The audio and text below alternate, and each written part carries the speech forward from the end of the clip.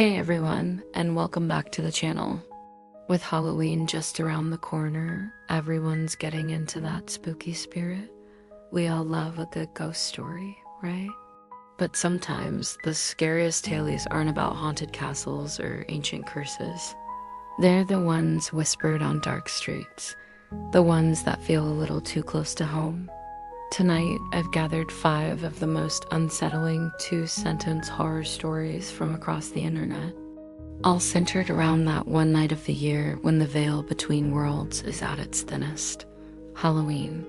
These stories are short, sharp, and designed to stick with you long after the lights are out. So grab a blanket, maybe turn on an extra light, and get ready. We're starting with a house that seems to know more than it should. Let's begin with our first story titled, The House That Knew My Name. It goes like this. When I was 10, I rang a doorbell on Elm Street, and the old lady who answered said my full name before I even had a chance to speak. She then handed me a photo of myself trick-or-treating from the year before. The strange part? I had just moved to that town. That house, I later found out, was torn down in the 1980s. The photo she gave me was dated 1978. Just imagine that for a second. You're a kid, excited for candy, and you knock on a door. A stranger not only knows your name, but the detail about the house being demolished decades ago is what really sends a shiver down your spine. Was she a ghost? A memory trapped in time? And how did she have a photograph from the future? It's the kind of story that makes you question reality itself. It makes you wonder what echoes of the past are still lingering in the places we walk every day. And what if one of them knew your name?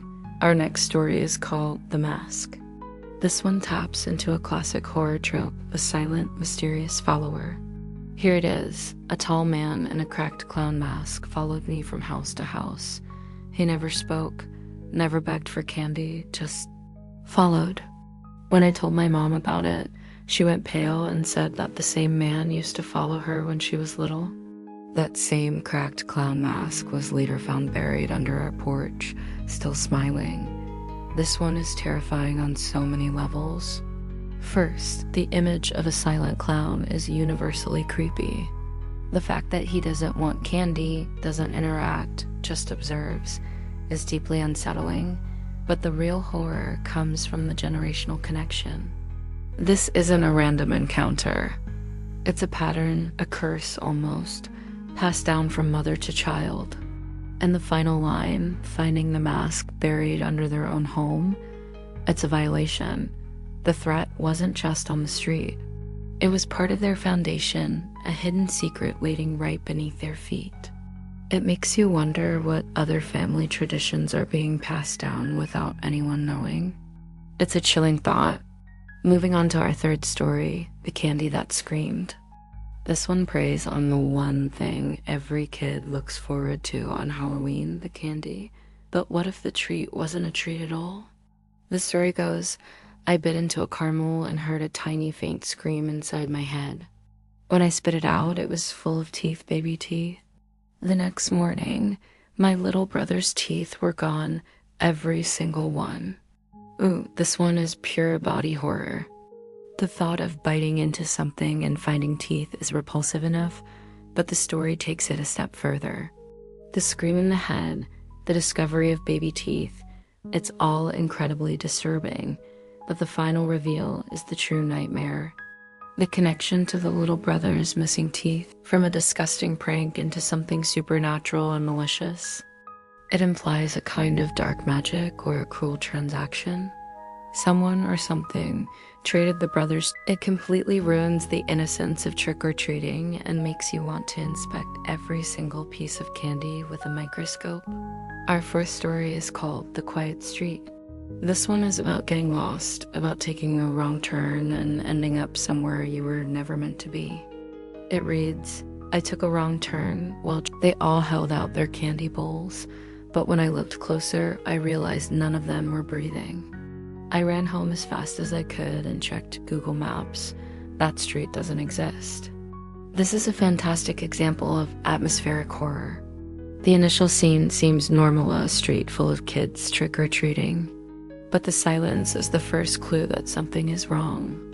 The slow dawning horror of realizing they aren't breathing, a trap. We don't know, and that's what makes it so scary. The final line, that the street doesn't exist on any map, confirms that the narrator stumbled into a different reality, a ghost dimension that appears only on Halloween night. It's a place that exists between the cracks of our world, and the narrator was lucky to escape. It makes you think twice about exploring any unfamiliar shortcuts on Halloween. And finally, we've reached our last story, The Last Door. This one is about being the last one out, pushing your luck for just one more piece of candy. Here's how. The woman who opened the door was wearing my mom's dress, and she was holding my pillowcase, already full of my candy. When I got home, my mom was gone. Her phone was on the kitchen counter still recording. This story is, in my opinion, the most terrifying of them all.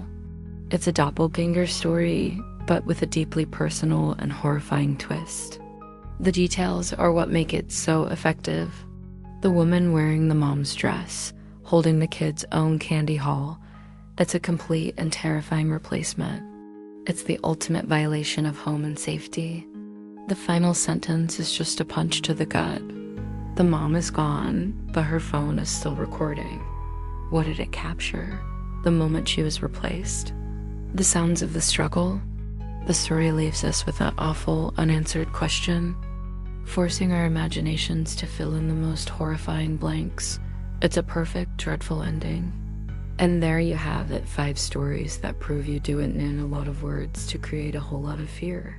From haunted houses to phantom streets and terrifying doppelgangers, these tales tap into our deepest anxieties about Halloween night.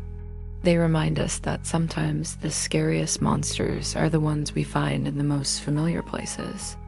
Which one of these stories got to you the most? Let me know down in the comments.